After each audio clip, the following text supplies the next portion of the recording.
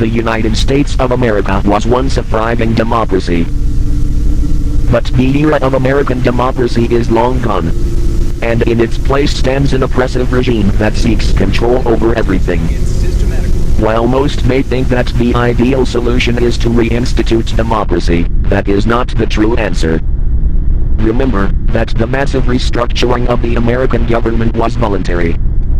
The way its democracy worked allowed for totalitarianism to take over. The best solution to our problems is the dissolution of America, not another restructuring. Our country cannot be saved. Even its original structure was not fully beneficial. For the people to truly thrive, our society must be destroyed. Freedom is an illusion. Only without government can truly be free. No matter the cost, we will all be free. No matter the damage, we will experience true freedom. The year of society has passed.